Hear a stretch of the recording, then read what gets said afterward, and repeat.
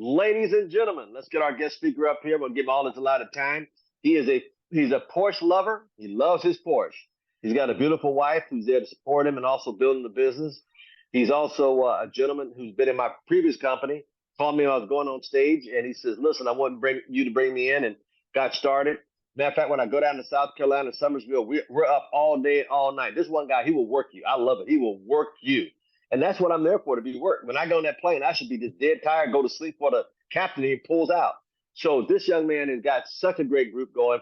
Matter of fact, he said, "Why are you staying in the hotel? Stay on the couch." And the last couple of times I did, and I tell you what, he's a true worker. Now you're talking about a worker. This gentleman is going places. He's already a regional director. He's popped the regional director. He's got a couple more to do. He'll be a regional vice president, I guarantee, for this year's out because he's working in that direction. So without further ado, can we give a warm welcome to none other than the great Mr. Regional Director, Mr. Curtis Evans. Good to see you all. Everybody's looking good. We're going to go into a little bit of the nature of our industry. I was born and raised, as I mentioned before, my father was in the military.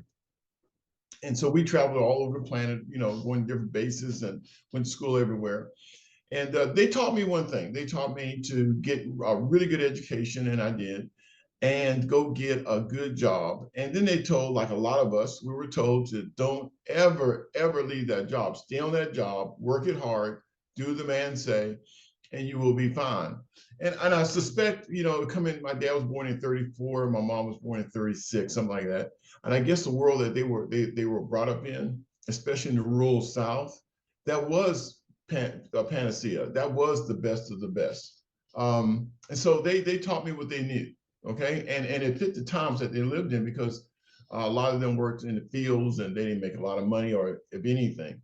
And so getting out there and having a job, and so I did just that. And one day I got an office and a secretary and a company car and an American Express card and, a lot of things that a lot of people don't get. So I thought I was doing pretty good. And I just want you to reflect on how you were brought up, okay? Because psychologists tell us that we are who we are around the age of 7 years old, okay? And so, so you're byproducts of your parents and they're byproducts of their parents. Well, that's great and good. As we all know, that experiment didn't work too good. That experiment didn't work very well, okay? Because times change. In fact, we got into the Industrial Revolution and the world decentralized. In other words, products were made all over the place. Toyotas are made in Kentucky. All the Camrys and Corollas are in Kentucky and Alabama. The Honda Accords, every Honda Accord build is built in Ohio. And where I live in Summerville, South Carolina, Volvo is building cars here. In South Carolina, BMW got the largest plant in the world. So the world is kind of grown. We got international challenges all over, and the United States is involved in all those challenges. But if all those companies went back home, if Toyota took all their cars and went back to Tokyo, and hired all the people there, if Germans went and took Volvo out of South Carolina, BMW out of South Carolina, Mercedes out of South Carolina, the whole world is kind of intertwined. So if a raw material is in one particular part of the world, and that's just the world we live in. And so something could happen at any moment, and that job that we were so well dependent on could disappear. Not because we did anything wrong, not because we didn't come to work or we didn't work hard enough. It could be someone bought the company.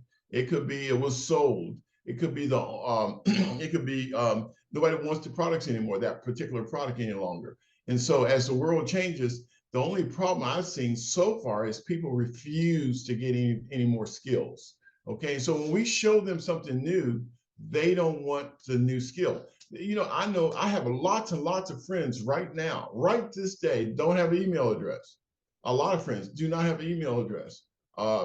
They say that they think you got to be computer literate to do all that. So many of my friends don't type. They don't type.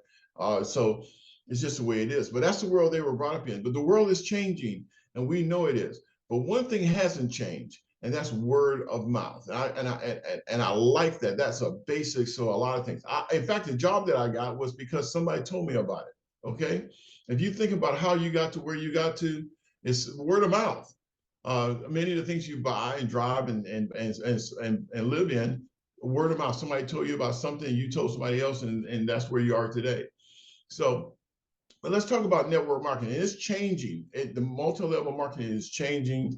It's a really big industry. I like it because you can come in with this. You can be from jail, you can be from Yale, and you can do very, very well in the business. So for this week and next week, I got a 40-minute segment. I'm gonna do 20 minutes now, and then 20 minutes next week to kind of give you a feel for all the things that's going on. It's really, really, really an exciting time to be in multi-level marketing. It is not something that's going to go away. It's here. And we have a company that's designed, we all have a company that's designed around products and services that people use every day. Mr. Thomas just got through talking about one, healthcare. I finally got to understand the compensation part of that is huge. And everyone needs that. And they pay for it every month. Okay. This is not one of those products they buy one time, don't use it again. And for small business owners or people that's not don't have any insurance, this is a perfect product for them.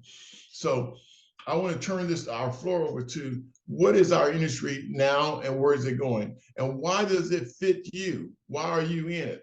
If you're making a lot of money, it's a great thing. If you're not, you're going on, okay? So let's talk about that right now if you have a few skills. So I'm gonna do what I always do and share my screen. And I hope I can do this right. Sometimes I'm not good at it.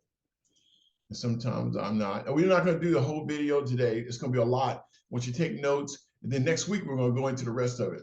Okay, I watched this 3 times. And remember, the folks that won the Super Bowl the other day, it's really great. It's good that they won it. But guess what? They got the money. I mean, we're screaming, yelling for them. They made the money. You know, it's great.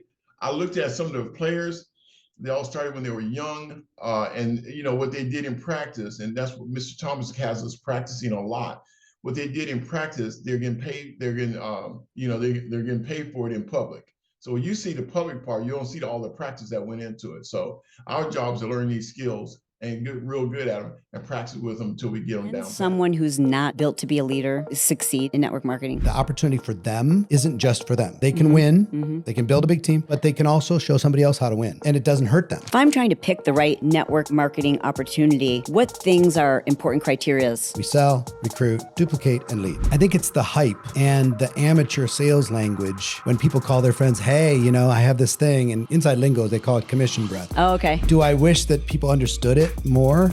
Sure, of course I do. But the fact that it's misunderstood also creates an opportunity. For those who can clearly communicate it, companies will pay you a tremendous amount of money for building a team in an environment where people are a little hesitant to check it out. What do you think somebody in 2024, whether they're new or seasoned in this industry, things that they need to do maybe a little differently? Network marketing is not for everybody. It's highly emotional. It's mercurial. It's up and it's down. It's like a roller coaster. It will push you and test you. Hey, welcome to this edition of Build Your Tribe. This is an incredible episode. If you're somebody who is considering all the different options you have available to you in terms of building your additional streams of income, if you're trying to figure out if network marketing is one of those options, maybe you're in network marketing and you're just not sure if this is the company you're still in love with. And what are some of the changes you need to be aware of as we enter 2024 and you're thinking about how do I get ahead? If you're looking for how to take that advantage, like get the advantage if you're in an industry that feels saturated and you feel a little lost. Maybe you feel like you're too old for this. Maybe you feel like there's so many people. It's really hard to stand out because today my guest is Eric Worre. And when you talk about someone who's mentored people in this industry, and not just network marketing, but in branding and business and entrepreneurship, he's a name that's going to come to mind. He sold over 4 million copies of just one book. I can't even imagine the millions of people who have turned to him as their virtual upline. He is a master at personal branding and understanding how to bring the best experts to train people to be the best in their industry. And today, he's going to have a very honest conversation with us about the future of network marketing, who it might be right for, who maybe it's wrong for, and what you need to do if it's something you're considering. So without further ado, please welcome my guest, Eric Worre. Shalene, how are you? I'm great, thanks. I'm so happy you're here. And I'm glad to be here. This is a lot of fun. Literally, when I had a lot of friends considering network marketing, they had no idea what it was. Most of them were entrepreneurs, had some kind of a low-paying side hustle gig of their own. I guess they kind of all thought it was Amway selling soap. And maybe that's because I'm from Grand Rapids, Michigan, right? There was a lot of myths and misconceptions about the industry. Today, I'm proud to say, like a lot of my friends and family, it has completely changed their lives. We started off myself included, like, I need to understand this. And that's when I tuned into your content and was blown away. Like, wait, he's just teaching, like, this is just business stuff. It's not separate. Why do you think network marketing, so many people like put in a separate category? It's of its own. Yeah. Here's what I like to tell people is network marketing isn't perfect. It has its challenges. And most of the challenges are perception challenges.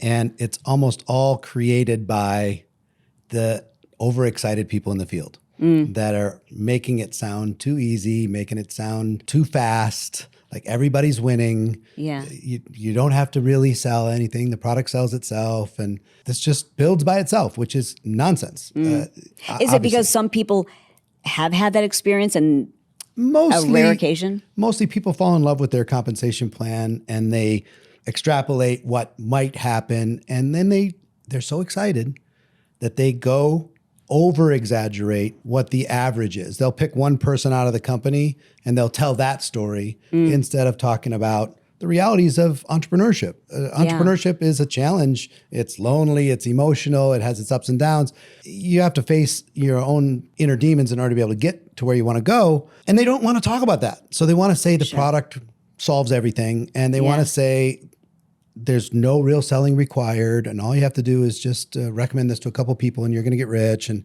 and they want to say that, over exaggerate how much money you can earn and how fast. So I think it's the hype and the amateur sales language. When people call their friends, hey, I have this thing, and inside lingo, they call it commission breath. Oh, okay. When you call a friend, when somebody's approaching you, you're like, wait. Yes, is absolutely. this one of those things? Yes. And if somebody is an amateur out there trying to get something started, they're like a little puppy that gets overexcited and peeing in every corner of the house. Yeah. They do the same thing with their prospects. They go out there and they use amateur language and they give the profession a bit of this lottery ticket, too good to be true. Yeah. Only people who have no money should go there. Interesting. They don't have any other options. Does it drive you crazy? It does and it doesn't. On one side, do I wish that people understood it more? Sure, of course I do. But the fact that it's misunderstood also creates an opportunity for those who can clearly communicate it and build a team. Yeah. Companies will pay you a tremendous amount of money for building a team in an environment where people are a little hesitant to check it out. So 4 things that credible companies do in network marketing. Number 1, they sell. Okay. You're going to need to sell. Yeah. Hello. They'll call it sharing, but it's selling. Sure. They use word of mouth advertising to do it. Okay. If you lose weight, your friend's going to say, how'd you lose that weight? And then word of mouth is, and then most of us have tried whatever our friend did to lose weight or get in shape or whatever. So selling using word of mouth advertising, most valuable form of advertising in the world, most trusted. Always has been. By far. Number 2, you have the ability to recruit an ever expanding team of other people who are out there selling. So you can build a team and be connected to that team and be compensated based upon the team's productivity, sales. 3, you can duplicate that process. They can do the same. You start getting leverage. And 4, if you lead your organization well, take 2 leaders, one is a good leader and one's a bad, same size team, the team with a good leader is going to outperform the team with a bad leader. So we sell, recruit, duplicate, and lead. Those are the 4 things. Okay. So network marketing isn't perfect. Right. But if you have an entrepreneurial bone in your body and you're looking for a way to, and your average person looking for a way to express entrepreneurship, there's nothing on earth that beats it. Those 4 things you just listed are the same things that any business needs for the most part. Kind of. Except for maybe duplication. Duplication you need. Do you? In order to scale. That's what I think about duplicating. I guess. I mean, but your employees aren't employing people. I see. See what I mean? So you're going to build a team, of 10,000 employees. That's fine. But there's owners over here. There's employees over there. Yeah. So in this model, everybody gets to be an owner. I see. Everybody gets to build their own business. Yeah. Everybody gets to be able to be a smaller and smaller percentage of the overall team's productivity. I see. And get leverage themselves. So in the traditional entrepreneurship space, if you have employees, you have to actually, to maximize your opportunity, you have to minimize your employees' opportunity. That's true. Pay them that's just, a great point. Pay them just enough so they don't quit. That's a great point. Right? Keep them motivated. Yeah. In exchange, they typically work just hard enough to not get fired, right? So you have this mix. But I've had a lot of people join network marketing that they're so happy that the opportunity for them isn't just for them. They can win, they can build a big team, but they can also show somebody else how to win. Yeah. And it doesn't hurt them. Right. Like in a traditional entrepreneurship thing, you're training your competition. They'll go leave and set up shop across the street, take half of your clients. It's happened. Right? Yes. So you can kind of get cynical about that. You're like, hey, go build it because you're connected with them. I know you'll shoot straight with me. Can someone who's not built to be a leader succeed in network marketing? Describe somebody that's not built to be a leader. They don't have the belief in themselves. They don't have the charisma. They don't have any interest in building up others and learning those skills. It's just not even an interest. Because we know that those kinds of people exist. Here's my belief. We're all programmed since we were little kids. What's good, what's bad, what's rewarded, what's punished. And everybody has their own take on it. Yeah. Even those growing up in the same household, For the sure. same circumstance. Yep. One goes one way, one goes the other way. Why? Twins. We don't know. Yeah. But I believe we're all born entrepreneurial generally. And what I mean by that is entrepreneurs are looking to create. They're looking to make the world a better place. They're looking to bring value. They're looking to contribute. They're looking to have purpose, legacy, all those things. Yeah. And I think all of us are meant to see what we can do with and how many people we can help and what we can do with our lives. But for many people, it's beaten out of them. It's just smashed out of them. Every time they try and express that, they get smashed. Stay in your place, be quiet, be seen and not heard. You're just a girl. You're a dummy. You're never going to amount to anything. All of those different things. So a person can tell me they're not a leader, but they lead their children. Yeah. They lead their household. Yeah. They lead their little pod in the office where they work. Yeah. Like I'm thinking right now of two of the most successful network marketers I know. Just two people just came to mind, and they're both super quiet, shy, unassuming. They wouldn't have been seen as a leader in high school or maybe even their job, but both these women are just what I would just call quiet, confident, trustworthy. Like it's almost a quiet confidence. That makes them, and maybe it's a little bit of like they know what it's like to be an underdog, so they really pour into people more than others. Sure. But I think when we hear a great leader, you think of someone who's like presidential and commands the room and I guess I don't know. I'm really big on reading biographies, especially lately. And the giants of the world would not be picked out of a lineup and had very troubled upbringings and overcame that and still struggle with their insecurities. A lot of very successful entrepreneurs and in network marketing as well are introverted people. Interesting. I'm an introverted person by nature. I can psych myself up and be a situational extrovert, but I had to learn that. Love that. Yeah. But I'm mostly inside my head. I'm very peaceful when I'm by myself. Same. If I can stare out the window and I've got my journal or something, if I'm reading or jotting down some notes, that's how I recharge my batteries. Yeah. When I get around people, I lose energy quickly. But I've learned to, I've got to be on for these 3 days. I'll be on, and after that's over, then I'm gonna need some time and some space. Other people go into those environments and they just fill up. Like their battery's full. Again, what you're talking about here, whether it's leadership, introverted or extroverted, I don't know anybody. All these different types of things are just limiting beliefs. And you can decide if you want to argue for them or not. I believe if you argue for your limiting beliefs, you get to keep them.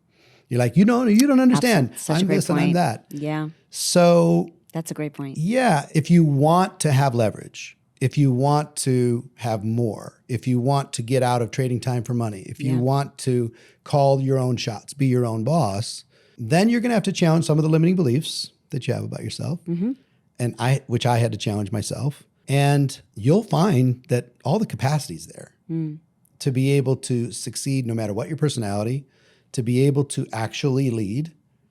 You'll find that gear. I didn't think I was going to be a leader. You know how I became a leader? No. I'll tell you. I was building a team, and I'm like, at some point, somebody smart is going to show up and tell us what to do. Yeah. But since nobody's here, in the meantime, I'll just do it temporarily. Okay. And I just pretended Oh my I was gosh. like a top leader Dude. and waiting for that person to show up, happy to hand the reins over as soon as that person showed up. And the person did show up. but it wasn't somebody else. Oh, wow. It was That's me. so great. All of a sudden, I'm like, a problem would happen and everybody's head would turn to me. And I'm like, oh, you want, okay, I got it. Yeah. I'll solve that. No problem. And I'm like, huh. That's why I often say imposter syndrome isn't a bad thing. I mean, you can use it to your advantage in many regards. My story is so similar. I created a fitness program, and it was pre-choreographed, set to music, etc. But my degree is in justice, morality, and constitutional democracy. Wow. So I've got the creative idea, but I'm not, in my mind, I'm not the fitness person. I'm not the fitness leader. So I'm going to hire 3 great people to be on camera who they're fitness professionals. And I did that. And I would film, I would create the choreography, the music, etc. And then I'd rent out a studio and I'd kind of direct the videos. And on one of the days we'd we were just getting started, spend all my money on the studio, camera guys, everything. And the lead didn't show up. So I was like, okay, so just pretend, like just do what you saw them do, but just pretend, and you'll just do this one. In the back of my mind, I'm like, this is going to destroy our business. Like now they're going to see the all-powerful Oz from behind the curtain is just this short little, whatever. And I filmed it, and I just did. I just pretended to be what I'd seen everyone else do. And it ended up people related, and it worked. And, here we Isn't are. it funny? Now I've sold tens of millions of exercise What if that person DVDs. showed up? I would have let them continue to do it because I did not want to do the uncomfortable thing. I didn't want to even try. I didn't want to be judged. It's kind of like I had no choice. And I think that's a powerful lesson for people. Yeah. Can I give you one of the things that I think is a secret for people who want to be successful entrepreneurially? A willingness to put yourself in potentially humiliating situations and just deal with it. Oh, gosh. And just put a smile on your face and be willing to screw up and to say, gosh, I got that wrong. I'm glad you said humiliating. Yeah, Because humiliating. you really have to embrace that. Yeah, it's not. And you're not going to die. It's not be willing to deal with rejection. It's not being willing to be embarrassed. It's be willing to be humiliated. Yeah. Be willing to have your pants pulled down in front of the world. Yeah. Be willing to just like, gosh, I really screwed that up. Yeah. And just deal with it. It's life. Just go, you know what? I said that wrong. I don't Won't have do the that answers again. to that. Let me go find some. Let's go find the answers together, you and me. Yeah. Because obviously I did that wrong. Yeah. Just screwing up and owning it, and just say, you know what? Yeah, I learned you can't get better and look good at the same time. So Okay, so as we can see that everyone that comes to the party, I was one of those people that came to the party and I have never heard of network marketing before. Many of you have never heard of network marketing before, multi-level marketing, and yet you learned it. And there's other people out there that are tired of the drag. They're tired of the job they're doing, and they are looking for more. Our job is to pique them. Our job is to simply pique them, get them in front, and show them a way. Okay, we can do that by sending a video to them. If I sent you this video, which watch it, we can do that by getting someone on the phone that knows more about it than us. There's several ways of doing that. But remember, there's a lot of Ed Warries out there. There's a lot of Al Thomases out there. There are a lot of Greg Provezanos out there. There are a lot of people out there that never heard of this, and they were shown it, they liked it, and they did it. Our job is to find those people. Now remember, we're sorting, so it's not for everybody at every moment, every second. So if you can sort today and sort 5 people and nothing happens, sort 5 people tomorrow and nothing happens, that doesn't mean that those people that come into your business aren't out there. Okay, so I hope this is some help. Next week, we're going to go into the other 20 minutes. He's really going to get into the details of business and how business has changed since the pandemic. Okay, and we'll go into that next week and why these new skills after the pandemic have taken place, why they're going to as well. With that said, I'm going to turn the floor back over to Al. I believe I've used my time period. Next week, we'll go into that last 20-minute segment. Okay.